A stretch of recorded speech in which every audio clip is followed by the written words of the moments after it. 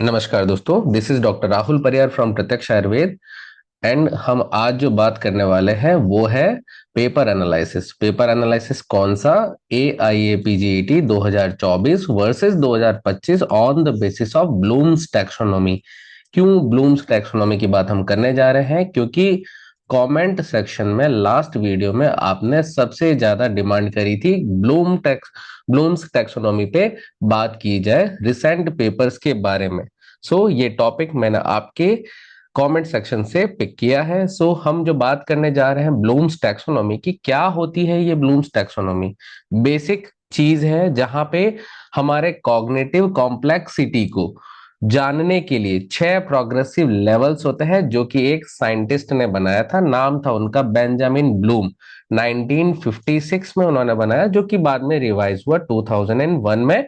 ये बेसिकली हमारे learning skills को जज करने के लिए, डेवलप वहां पे ऑब्जर्व करने के लिए यूज होता है। जब भी कोई क्वेश्चन फ्रेम किया जाता है, उस क्वेश्चन के पीछे पर्पस रहता है कि उनको किस कैटेगरी के थ्रू वहां पे स्टूडेंट का कॉग्निटिव कॉम्प्लेक्सिटी जज करना है। ठीक है, ये एक हायरार्की है जो कि हमें बताता है रिमेंबर सबसे बेसिक लेवल का क्वेश्चन होगा, अंडरस्टैंडिंग सेकंड लेवल पे क्वेश्चन रहेगा, apply, analysis, evaluation and creation, या इसको हम सिंथेसिस भी बोल सकते हैं, सिंथेसिस, जो कि सबसे कम मात्रा में प्रश्न होते हैं और उसका लेवल सबसे हाई होता है। ये 6 लेवल होंगे। इसी 6 लेवल पे हम 2024 और 25 के AIPGT के क्वेश्चन पेपर को हम एनालिसिस करने की कोशिश करते हैं। और ये क्यों जरूरी है AIPGT के लिए? क्या ये मैटर करता है? एक्चुअली करता है, क्योंकि इससे हम आने वाले पेपर का कॉग्निटिव डेप्थ को प्रिडिक्ट कर सकते हैं, नंबर 1 पॉइंट। सेकंड पॉइंट, हमारी स्टडी की स्ट्रेटेजी कैसी होनी चाहिए? क्या हम रट करके काम करा लेंगे अपना, या फिर एनालिसिस प्रिपरेशन के लिए हमको जरूरी लगेगी? ये इस वीडियो के एंड में आपको पता खुद ही लग जाएगा। और आपने अगर नोटिस किया है, एनसीएसएम इवॉल्व हो रहा है अपने क्वेश्चन पूछने के लिए। एग्जाम का वहां पे डेप्थ या उसकी फिलॉसफी जो क्वेश्चन पूछने की है, वो रिवोल्यूशनरी पॉइंट ऑफ व्यू से 2020 से 2026 तक इवॉल्व हो रही है। तो अगर एनसीएसएम इवॉल्व हो रहा है, तो आप इवॉल्व हो रहे हैं या नहीं हो रहे हैं, इस ब्लूम्स टैक्सोनॉमी के आधार पर। स्टार्ट करते हैं इसके सबसे बेसिक लेवल से, जिसका नाम होता है रिमेंबर। जहां पे ऐसा प्रश्न ड्रॉ किया जाता है जिसका पर्पस होता है कि रिकॉल स्टूडेंट कर पाए। राइट? अगर मैं अपनी भाषा में बोलूं, सीधी बात, नो बकवास, जो पूछा गया है, जो बुक में लिखा हुआ एज इट इज आपको वहां पे आंसर करना है। राइट? कोई स्पेसिफिक फैक्ट हो गया, टर्म हो गया, कोई नाम हो गया, नंबर हो गया, या कोई श्लोकांश, श्लोक फ्रेगमेंट है, वो आपको पूछ लिया गया है, उसमें आपको कुछ दिमाग नहीं लगाना है। ऐसे प्रश्न 2024 में कितने आए? ये प्रश्नों की संख्या थी 55। आप समझ पा रहे हैं, 120 में से 55 क्वेश्चंस ऐसे थे जो कि डायरेक्ट रिकॉल बेसिस पे सॉल्व किए जा रहे थे। 2025 में इनकी संख्या और ज्यादा, 60 क्वेश्चंस। आप समझ पाए, 50% पेपर तो सीधा सीधा रिमेंबर वाले प्रश्न थे, जिसका मतलब है जो रट करके एग्जाम देने जा रहे थे उनके लिए ये काम इजी था। लेकिन ये 60 क्वेश्चंस सभी एक लेवल के नहीं होते हैं। वहां पे कोई हार्ड लेवल के क्वेश्चन होंगे, कोई एवरेज या मीडियम लेवल के होंगे, और कुछ इजी लेवल के भी क्वेश्चंस होंगे। इजी और रटाफिकेशन, एवरेज और रटाफिकेशन, ये हर स्टूडेंट वहां पे इजीली अटेम्प्ट कर पाता है। हार्ड और रटाफिकेशन सबके बस की बात नहीं होती है। जो अच्छा पढ़ते हैं वो ये क्रैक कर पाते हैं। ओके, सबसे पहले हमने ये बात करी रिमेंबर वाले। अब इसके एग्जाम्पल देख लेते हैं। 2024 का एग्जाम्पल पिक करते हैं, लेवल 1, जो कि रिमेंबर टाइप का क्वेश्चन, जो कि आपने नोटिस किया हो 2024 के पेपर में। प्रश्न था, अरि कीलक निम्न में से किस संहिता का अवदान है? राइट? सीधा सीधा प्रश्न है, सीधा सीधा उत्तर है। 4 ऑप्शन थे, काश्यप, भाव प्रकाश, अष्टांग हृदय, हारित। अरि कीलक को अरि कालक पढ़ के सब लोग याद करने की कोशिश करते हैं। अरि कालक में का से हमको काश्यप वर्ड हमको याद आ जाता है। सिंपल प्रश्न का सिंपल उत्तर आंसर ए रहा है। यह है रिकॉल बेसिस या रिमेंबर बेसिस 2024 का। यही अगर 2025 में ऑब्जर्व करें, हमको ये प्रश्न एक एग्जाम्पल के लिए मिलता है। 60 में से एक प्रश्न है, सुश्रुत अनुसार धैर्यम यह निम्न में से किस धातु का कार्य है। सो सिंपल है, हमारे पास में 4 ऑप्शन है, मांस अस्थि मज्जा शुक्र, और जहां तक हमें याद है, शुक्रम धैर्यम च्यवनम प्रीति देह बलम हर्षम बीजार्थम च। धैर्य वर्ड च्यवन प्रीति के साथ में हमको शुक्र के गुणों के अंदर या शुक्र के कार्यों के अंदर मिल जाता है। तो ऑब्वियस सी बात है, हमें इसमें दिमाग लगाना नहीं था, बुक में जो लिखा था वही आंसर करना था। ये है रिमेंबर टाइप के प्रश्नों के एग्जाम्पल्स 2024 और 25 से, जहां पे 55 और 60 क्वेश्चंस आए। 50% ऑफ पेपर अभी भी ऐसा बन रहा है, 2025 की बात कर रहे हैं तब तक। सेकंड लेवल होता है अंडरस्टैंडिंग लेवल। अंडरस्टैंडिंग का मतलब आपको इंटरप्रेट करना है। इंटरप्रिटेशन में आपको क्या करना है, बेसिकली जो मीनिंग दिया गया है पर्टिकुलर किसी श्लोक का, आपको सिम्टम का क्लस्टर वहां पे समझना पड़ेगा, आपको किसी की डेफिनेशन या रिलेशन है वो समझना चाहिए, और वहां पे उसको अपने शब्दों में, अपनी बेसिक लैंग्वेज में।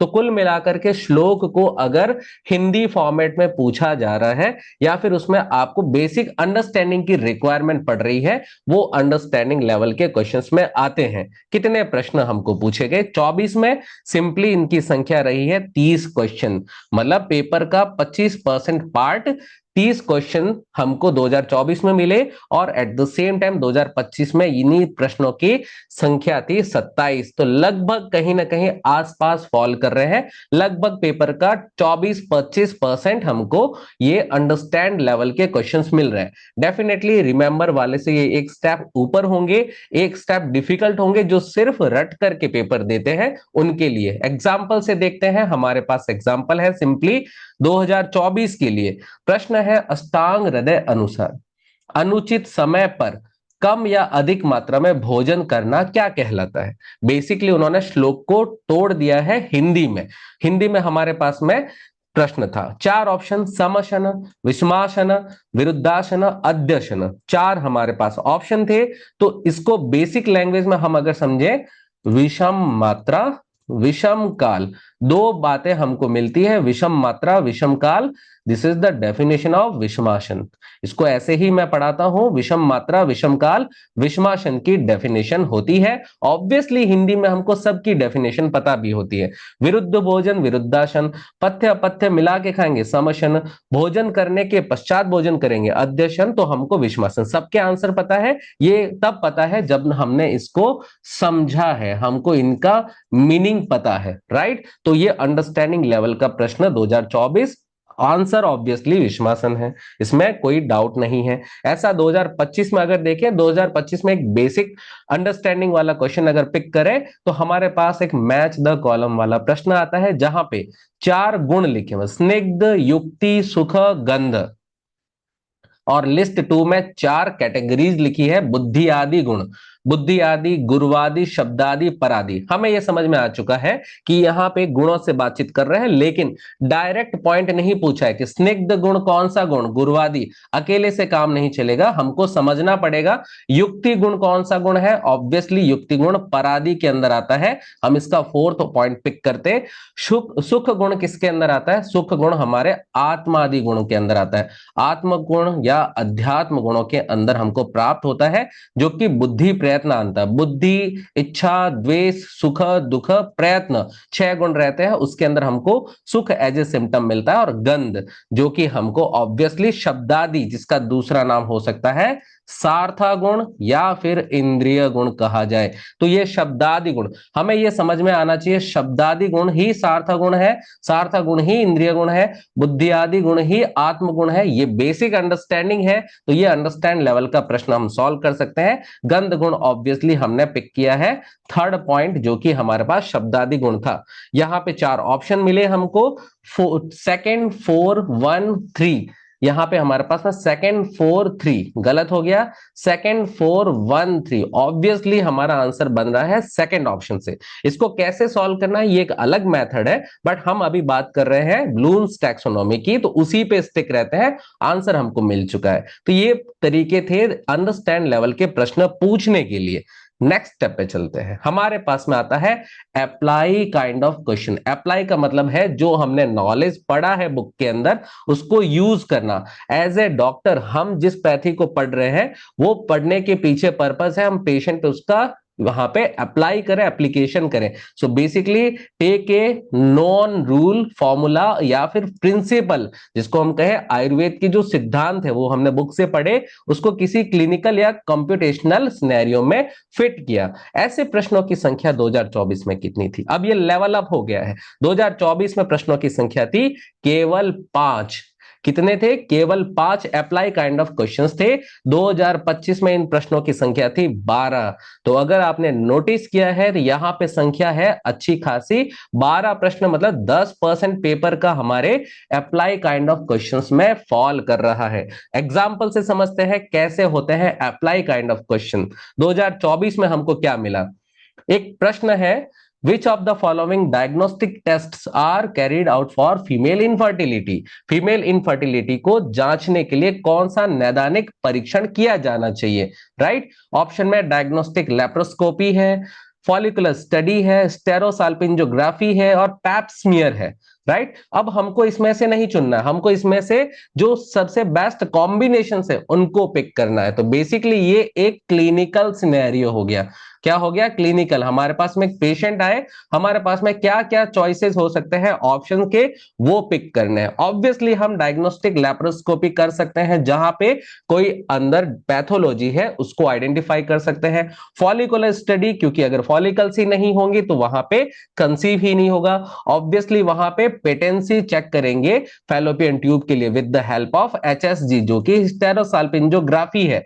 लेकिन पैप स्मीयर को हम सर्वाइकल कार्सिनोमा के लिए यूज करते हैं। तो ये बेसिकली हम वहां पे फीमेल इनफर्टिलिटी के लिए यूज नहीं कर रहे हैं। तो ये हमारा जो प्रश्न है वो एक क्लिनिकल सिनेरियो के साथ में थोड़ा एनालिसिस के लिए भी होता है, बट स्टिल एक क्लिनिकल प्रश्न का एक सेगमेंट आपने देखा। ऑब्वियसली इसमें सबसे उपयुक्त तो उत्तर चुनना है, जिसमें डी नहीं होना चाहिए वो हमारा आंसर होना चाहिए, क्योंकि डी हमारा पैप स्मीयर सर्वाइकल कार्सिनोमा के अंदर यूज किया जाता है। Answer is very clear, it is B. ये हमारे लिए प्रश्न था गायनेकोलॉजी एंड ऑब्स्टेट्रिक्स के फॉर्म में। राइट, ऐसा 2025 में किस फॉर्म में पूछा, उसका एक क्लिनिकल सिनेरियो लेते हैं। 2025 में पूछा गया कि एक रोगी ओपीडी में बहिरंग विभाग में भोजन के अपक्व कण और आम के साथ अतिसार की चिकित्सा लेके आता है। नोटिस किया आपने? भोजन के अपक्व कण और आम के अतिसार, देन उसे अपक्व अतिसार का रोगी बताकर डायग्नोज किया गया। इस अवस्था में कौन से चिकित्सा कर्म की आवश्यकता है?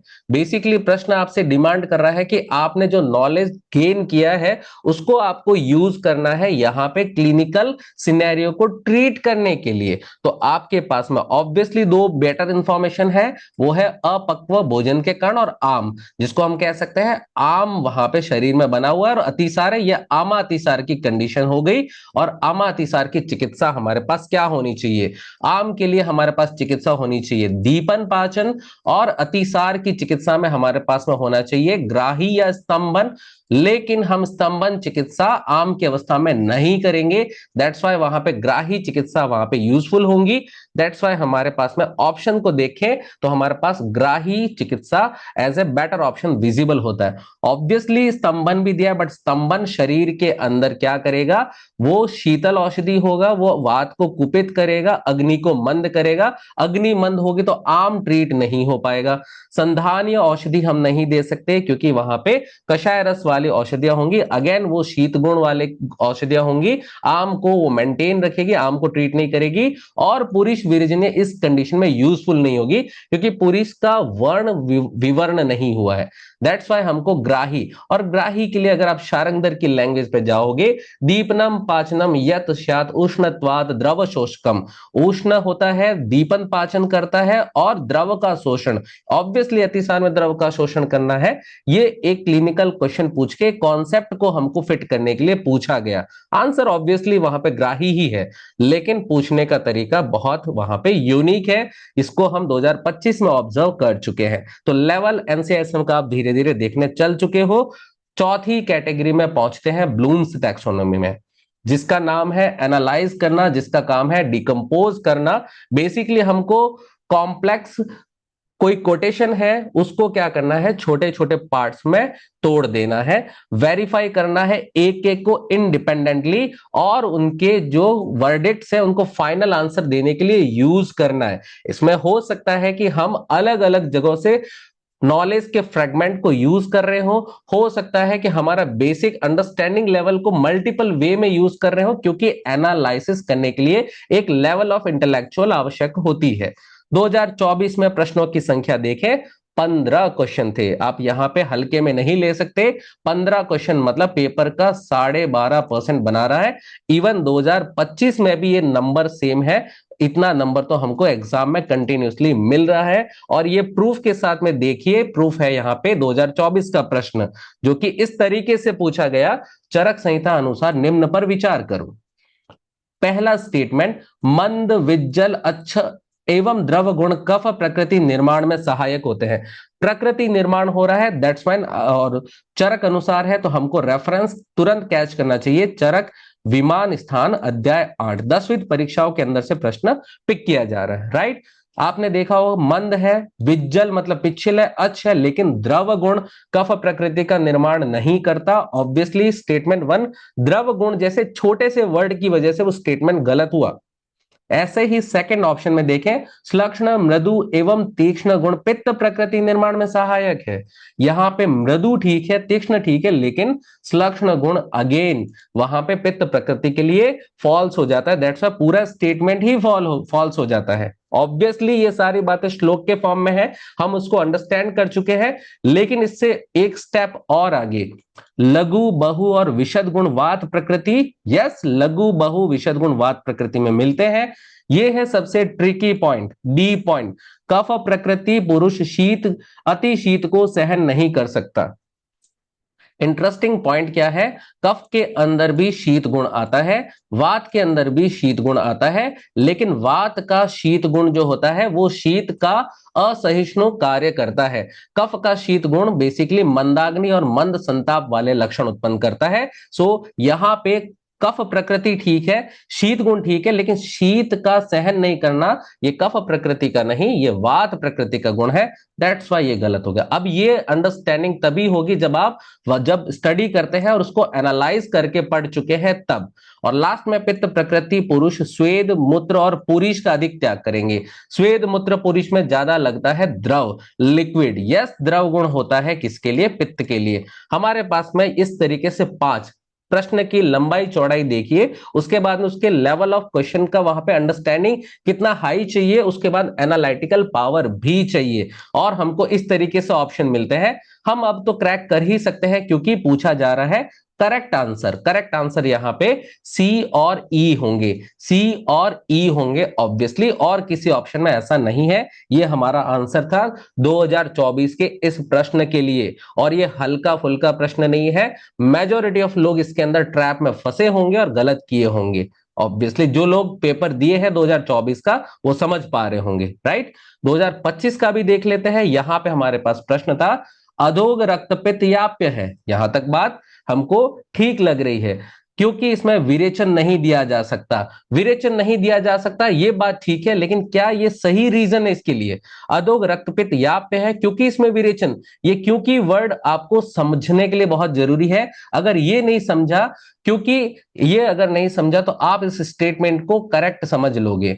आपको ये दूसरे स्टेटमेंट पे पहले लेके जाता हूं। ऊर्ध्वक रक्तपित्त साध्य है, ऑब्वियसली साध्य है, क्योंकि इसमें विरेचन से चिकित्सा की जाती है, और ये हमको चरक निदान दूसरे अध्याय के अंदर ये बातें कंफर्म भी हो जाती है। लेकिन पहला स्टेटमेंट अभी भी हमारा ग्रे जोन में है, जो बताता है अधोग रक्तपित्त याप्य है। यहां तक ठीक था, इसमें विरेचन नहीं दिया जा सकता। ऑब्वियसली इसमें वमन दिया जाता है, विरेचन नहीं दिया जा सकता। लेकिन क्या यही वो रीजन है जिसकी वजह से याप्य है? ये आंसर इज नो, ये स्टेटमेंट फॉल्स है। ये विरेचन नहीं देने की वजह से याप्य नहीं है। अधोग रक्तपित्त याप्य इसलिए है क्योंकि इसके रीजन में हमको मिलता है वमन अल्प योगित्वात्, वमन अल्प योगित्वात्, वमन अल्प यूजफुल होता है, पहला पॉइंट। दूसरा, इसके लिए मेडिसिन होती है कम, अल्प भेषजत्वात्, अल्प भेषजत्वात्, ये दो मेजर कारण होते हैं। और इंटरेस्टिंगली अधोग रक्तपित्त में जब वहां पे चिकित्सा प्रतिमार्ग हरण चिकित्सा करते हैं,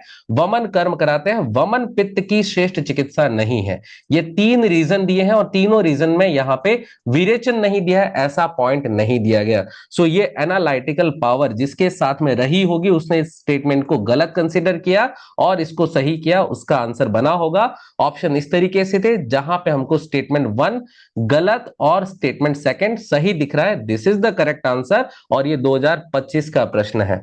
मैं मानता हूं बहुत सारे लोगों ने इसको गलत किया क्योंकि इसमें एक एनालिटिकल लेवल का अप्रोच चाहिए था। ऑब्वियसली कुछ स्टूडेंट ने इनको ठीक भी किया होगा जो इस अप्रोच को लेके गए होंगे। सो इससे भी ऊपर एक क्वालिटी का प्रश्न बन सकता है जिसको हम इवाल्युएशन वाला प्रश्न बोल सकते हैं, जिसमें हमारा खुद का जजमेंट काम करता है, हम कितना जज कर पाते हैं। ऑब्वियसली इसके अंदर एसर्शन रीजन के प्रश्न फॉल करते हैं, एसर्शन रीजन वाले, way of explanatory adequacy of a reason, हम कह सकते हैं कि स्टेटमेंट दे दिया, उसको एक्सप्लेन करने के लिए एक रीजन दिया गया, उस रीजन वो सही करेक्टनेस को क्लेम कर रहा है कि नहीं कर रहा है, और which of several items does not belong, वो उससे संबंधित है या नहीं है, ये हमको समझने की शक्ति अपने इवैल्यूएशन पॉइंट ऑफ व्यू से मिलती है। 2024 के प्रश्नों की संख्या देख लीजिए, 15 क्वेश्चन। आप समझ पाए भारी भारी क्वेश्चन की संख्या है 15। 2025 में केवल 6 प्रश्न मिले। अगर आपने किसी ने पेपर को नोटिस किया हो 2025 में एसर्शन रीजन के प्रश्न नहीं थे, एसर्शन रीजन के प्रश्नों की संख्या घट चुकी है वहां पे 2025 के पेपर में। 2024 में काफी क्वेश्चंस थे, इसी वजह से डेटा में डिफरेंस है, बट स्टिल वहां पे कुछ क्वेश्चंस थे। जैसे एग्जांपल के लिए 2024 में पूछा गया, सामान्यतः एक एसर्शन पढ़ रहे हैं, एसर्शन में है सामान्यतः वर्षा ऋतु में खाद्य पेय पदार्थों के साथ मधु मिलाकर सेवन करने का निर्देश किया गया है। ये थियोरेटिकली भी हमको समझ में आता है, पान भोजन संस्कार में क्षौद्र मिला के यूज किया जाता है, ये स्टेटमेंट करेक्ट है। और रीजन हमारे पास में ये भी है कि वर्षा ऋतु क्लेद वाली ऋतु होती है, तो अल्प मात्रा में यदि हम मधु का सेवन करेंगे वो शरीर के अंदर क्लेद का नाश कर रहा होगा, लेकिन यस अल्प मात्रा में ऑब्वियसली। लेकिन रीजन दिया है वर्षा ऋतु में वात का प्रकोप होता है, ये बात एकदम सही है, भले ही वहां पे वर्षा ऋतु में वात का प्रकोप दिया हो, पर यहां पे क्या ये इसके लिए सही एक्सप्लेनेशन में आता है कि नहीं। देखिए वर्षा ऋतु में मधु मिलाने का पर्पस है क्योंकि वर्षा ऋतु क्लेदकारी ऋतु है। अब ये हमको यहां नहीं मिला, हमको यहां पे मिला है वर्षा ऋतु में वात का प्रकोप होता है। ये एसर्शन रीजन के साथ में डायरेक्टली कनेक्टेड फील नहीं हो रहा है, तो ऑब्वियसली वहां पे एसर्शन रीजन दोनों सत्य है, लेकिन रीजन एसोसिएशन की करेक्ट व्याख्या नहीं है, करेक्ट एक्सप्लेनेशन नहीं है। ये पॉइंट तक जो पहुंचा है बच्चा उसको मिल गया है +4, जो नहीं पहुंचा यहां तक उसको 0 या -1 ऑब्वियसली मिला होगा। डेफिनेटली इसमें चक्रपाणी टीका की हेल्प लेकर के प्रश्न बनाया गया था। 2024 का प्रश्न आपने सॉल्व किया है, 2025 का भी देख लीजिए, जहां पे एसोसिएशन रीजन के प्रश्न नहीं मिले वहां पे प्रश्न पूछा गया। क्या पूछा गया? The most powerful research designed for establishing causal relationship between exposure and outcome। definitely exposure and outcome के बीच में cause and effective वाला relationship कौन सा सबसे बढ़िया स्टैब्लिश कर पाता है रिसर्च डिजाइन, वो हमको यहाँ पे आइडेंटिफाई करना था। ऑप्शन में हमारे पास में थे analytical studies, experimental studies, case studies and descriptive studies. अब ये हमें इवैल्यूएट करना है कि इन चारों में कौन सा अच्छा है।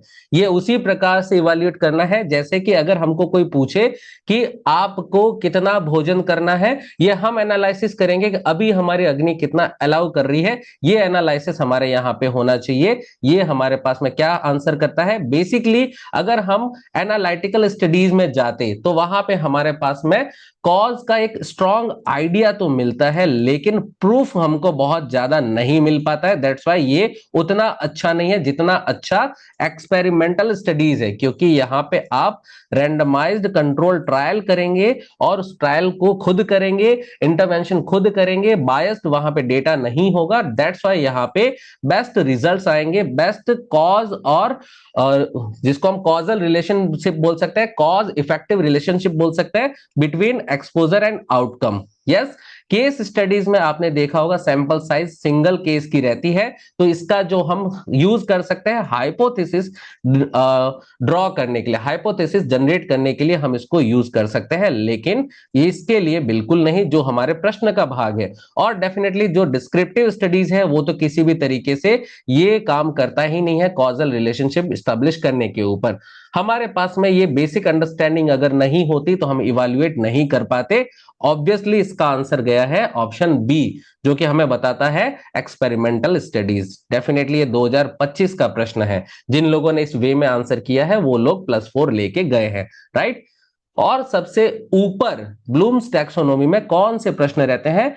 क्रिएट लेवल के क्वेश्चन, जहां पे हमको कुछ सिंथेसिस करना होता है, कोई ओरिजिनल वर्क को हमको प्रोड्यूस करना होता है, कोई स्टडी डिजाइन करनी पड़ती है, या फिर किसी पेशेंट के लिए ट्रीटमेंट प्रोटोकॉल ड्रॉ करना है, ड्राफ्ट करना है, या फिर कोई नई हाइपोथेसिस स्क्रैच जीरो से बनानी है।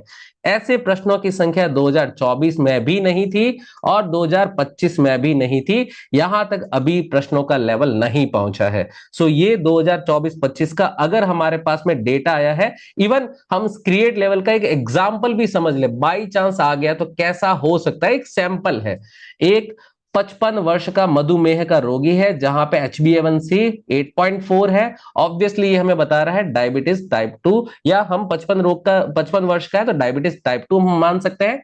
EGFR यहां पे हम कह सकते हैं उसकी किडनी कॉम्प्रोमाइज्ड है, जहां पे GFR glomerular filtration rate reduced है।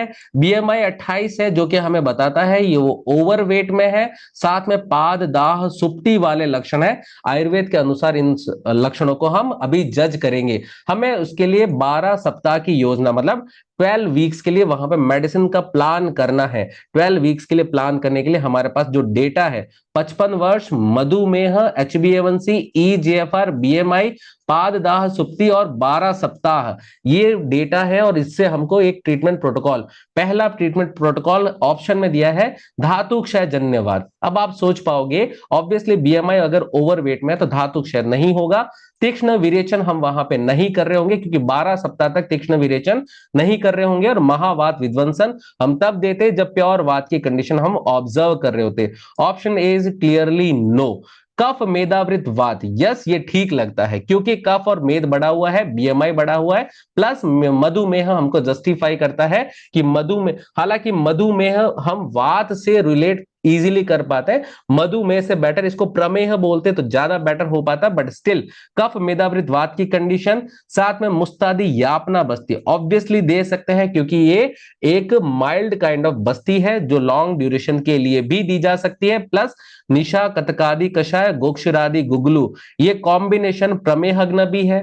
एट द सेम टाइम वहां पे माइक्रो एल्बुमिन यूरिया को भी रिड्यूस करने में हेल्प करता है। ऑब्वियसली ये हमारे लिए ठीक लग रहा है, बट स्टिल पित्त प्रधान वात, अगर इस ओबेसिटी को देखें, और पाद दाह सुप्ति, यहां पे सुप्ति भी है दाह भी है, तो ये लक्षण हमको आवृतवात की बात बताते हैं, ये न कि पित्त बढ़ा हुआ वात, ऐसा पित्त प्रधान वात ऐसा नहीं है। और पित्त प्रधान वात होता भी तो हम शोधन वर्जित थोड़ी करते, शोधन तो हम दे ही सकते थे, चंद्र प्रभा वटी हम सिम्टम के लिए दे सकते, बट स्टिल यहां पे ये दोनों कंडीशन क्रॉस हो चुकी। शुद्ध वात का प्रकोप ये नहीं है, क्योंकि यहां पे हमारे पास में ऑब्वियसली दाह वाला सिम्टम आ चुका, HbA1c हाई है, मधुमेह का रोगी जहां पे BMI बढ़ा हुआ है, कफ और मेद भी बढ़ा हुआ, तो वहां पे शुद्ध वात की कंडीशन नहीं है। शुद्ध वात की कंडीशन नहीं है तो अनुवासन बस्ती, अनुवासन बस्ती तो बिल्कुल नहीं देंगे, ऑलरेडी पेशेंट ओबेज है। रासना सप्तकवात कुछ हद तक ठीक होता, लेकिन ये कंडीशन वात की है नहीं, दैट्स व्हाई नो। ये हमने ट्रीटमेंट प्रोटोकॉल क्या किया है, ड्रॉ किया है। तो ये सिंथेसिस लेवल के प्रश्न लेक्चरर लेवल पे अच्छे दिखेंगे, AIPGT के लेवल पे अभी नहीं विजिबल हो रहे हैं, लेकिन बाई चांस आ जाएंगे तब ये भी आप लोगों को करने पड़ेंगे, राइट। तो हमने जो अभी तक पढ़ा, कंक्लूसिव स्टेटमेंट पे जाए तो 2024 के 120 प्रश्नों में से अगर हम 50% प्रश्नों की बात करें, 45.8, बट स्टिल लगभग 50% की बात करें, और अंडरस्टैंडिंग की बात करें 30, तो ये हर कोई इजी लेवल वाले क्वेश्चन, 55 में से 45 तो हर कोई कर लेता है। 30 अंडरस्टैंडिंग वाले में से भी मैं मानता हूं 15-20 एवरेज स्टूडेंट भी कर लेता है, बट गेम ये वाले नीचे वाले 3 कैटेगरीज में होता है, अप्लाई, एनालाइज और इवैल्यूएशन वाले क्वेश्चंस में 35 क्वेश्चन थे पर्टिकुलर 2024 में, और एवरेज स्टडी करने वाले इसमें से 5-10 ठीक कर पाए। आपने बहुत बार नोटिस किया होगा कि ऐसे टॉपर काइंड के स्टूडेंट जो बीएमएस में टॉप करते हैं थ्रू आउट द जर्नी, लेकिन एआईपीजीटी में आते ही उनको एक एवरेज रैंक मिलती है। उनको पूछेंगे क्यों एवरेज हुआ, क्योंकि उनको लगता है कि पेपर हार्ड आ गया। पेपर एनालिसिस करोगे, पेपर हार्ड नहीं है, पेपर एक स्ट्रक्चर में है जो स्ट्रक्चर उनको पता नहीं है। इवन बहुत सारे कोचिंग ओनर को भी नहीं पता है, वो सिर्फ एक धर्रे से चल रहे हैं कि ऐसा हमारे सीनियर्स ने पढ़ाया था, हम पढ़ा रहे अपने स्टूडेंट्स को। उनको आज तक नहीं पता है कि ये वाला क्लासिफिकेशन भी कोई रोल प्ले करता है। 2025 में भी जाओगे तो नीचे की 3 कैटेगरी को पिक करोगे, यहां पे नंबर ऑफ क्वेश्चन अगेन 33 है। यही वो पॉइंट है जहां पे रैंक डिसाइड होती है, सिलेक्शन होगा या नहीं होगा ये डिसाइड होगा। क्योंकि पेपर के ये जो 90 प्रश्न के आसपास है, 85 to 90 प्रश्न है, ये वाला सेगमेंट में से लगभग मैं मानता हूं 70 क्वेश्चन के आसपास तो बच्चे ठीक कर लेते हैं, 65-70 क्वेश्चन तो ठीक कर लेते हैं। यहां पे आकर के स्ट्रगल करते हैं स्पेशली टॉपर काइंड के स्टूडेंट। और इवन आप लोगों ने भी नोटिस अगेन किया होगा कि वहां पे आपके सीनियर जो बहुत पढ़ने वाले थे वो नहीं रैंक ला पाए, राइट। ये कंक्लूसिव स्टेटमेंट। अगर आप अपने आप को एक टॉपर कैटेगरी में देखना चाहते हो, रैंक के अंदर देखना चाहते हो, हल्के में मत लेना। अगर आप हल्के में लोगे, रिजल्ट आपका हल्के में आ सकता है, राइट। और मैं गारंटी ले सकता हूं 90% कोचिंग्स इन पे, इनके आधार पे अपने क्वेश्चंस नहीं बनाते। 90% से ज्यादा, इवन मेरे नॉलेज में कोई भी ऐसी टेस्ट सीरीज नहीं है, कोई ऐसा क्वेश्चन बैंक नहीं है, या फिर कोई ऐसा हमारे पास में टूल नहीं है जिसमें ये सारी चीजें स्टूडेंट को कराई जा रही हो जो एआईपीजीटी के क्वेश्चंस को कराने के लिए अवेलेबल है मार्केट के अंदर। मैं प्रत्यक्ष आयुर्वेद का प्लेटफॉर्म आपको दिखाना चाहता हूं कि ये चीज हम 2022 से कंटिन्यूसली स्टूडेंट के लिए डेवलप कर रहे हैं। इसको एक बार देखिए। ये प्रत्यक्ष आयुर्वेद का एडमिन पैनल है जहां पे हम क्वेश्चंस डालते हैं, क्वेश्चन किस कैटेगरी में डालना है, टेस्ट सीरीज, प्रैक्टिस आदि। इसका हिंदी लैंग्वेज, इंग्लिश लैंग्वेज में डालने के बाद में 4 ऑप्शन डालने के ऑप्शन रहते हैं। 4 ऑप्शन डालने के बाद में शॉर्ट डिस्क्रिप्शन, उसका रेफरेंस और उसके कोड को डालने के बाद में कौन सी संहिता से वो प्रश्न दिया गया है ये हम यहाँ पे मार्क करते हैं। कौन से सब्जेक्ट से रिलेटेड है, पूरे बीएमएस के सारे सब्जेक्ट को हमने क्लासिफाई किया है मॉडर्न के पैरेलल में। उसकी डिफिकल्टी लेवल कितनी है, इजी है, मीडियम है, हार्ड है, इन सब के बाद में आप नोटिस करिए ये वाला पैटर्न नॉलेज बेस्ड है या अंडरस्टैंडिंग या कॉम्प्रहेंशन से रिलेटेड है, एप्लीकेशन है, एनालिसिस है, इवैल्यूएशन है, या फिर सिंथेसिस है, जो कि हम ब्लूम्स टैक्सोनॉमी के आधार पे क्वेश्चन को क्लासिफाई करते हैं। इस क्लासिफिकेशन के बाद में वो क्वेश्चन अपलोड होता है, अपडेट होता है और स्टूडेंट के पास में वो प्रश्न अवेलेबल होता है। ऑब्वियसली हम बैकएंड से स्टूडेंट का सारा परफॉर्मेंस देख रहे होते हैं कि किसने कैसा परफॉर्म किया है। तो ब्लूम्स टैक्सोनॉमी अगर हमको जानकारी है और इसके आधार पे हम प्रिपेयर कर रहे हैं तो क्या क्या हम कर सकते हैं, कर चुके हैं। पैटर्न रिकॉग्निशन कि किस तरीके के क्वेश्चंस पूछे जा रहे हैं। 2019 तक अगर आप नोटिस करो 80 to 85 क्वेश्चंस रिकॉल बेसिस पे या रिमेंबर बेसिस पे पूछे जाते थे। तभी वहां पे बहुत सारी गाइड जिनके इनिशियल 80 पेजेस को पढ़ के लोग सेलेक्ट हो जाते थे, लेकिन अब नहीं हो रहे हैं। क्यों नहीं हो रहे हैं? क्योंकि ये टैक्सोनॉमी को फॉलो करके वो 80 पेजेस नहीं बन रहे हैं, राइट। स्मार्ट प्रिपरेशन होगी, डेफिनेटली आप वहां पे बाकी लोगों से आगे रहोगे और ऑर्डिनरी कॉम्पिटिटर जो एक बेसिक तैयारी करके जा रहा है वो आपके सामने कहीं नहीं टिक रहा होगा। ये ब्लूम्स टैक्सोनॉमी आपके लिए था। अगला टॉपिक आपका आपकी चॉइस के आधार पे होना चाहिए, क्योंकि मैं व्यूअर्स के लिए ही क्वेश्चंस बना रहा हूं, व्यूअर्स के लिए ही मैं यहां पे वीडियोस बनाऊंगा। तो आपका कमेंट में क्या चाहिए आप मुझे बताओगे, कैसे ट्रिकी क्वेश्चन या फिर डिफिकल्ट लेवल के क्वेश्चन को हम कुछ टैक्टिक लगा करके सॉल्व करें, ये वीडियो चाहिए। कि कितने क्वेश्चंस हमको श्लोक, श्लोकांश और लैंग्वेज बेसिस पे पूछे गए, असर्शन, रीजन, स्टेटमेंट के ट्रू फॉल्स, मैचिंग, सीक्वेंस या सिंपल एमसीक्यू कितने पूछे गए, ये आप लोग हमको कमेंट सेक्शन में बताएंगे। दिस इज व्हाट प्रत्यक्ष Ayurveda is doing, this is let's learn logically. Thank you for watching.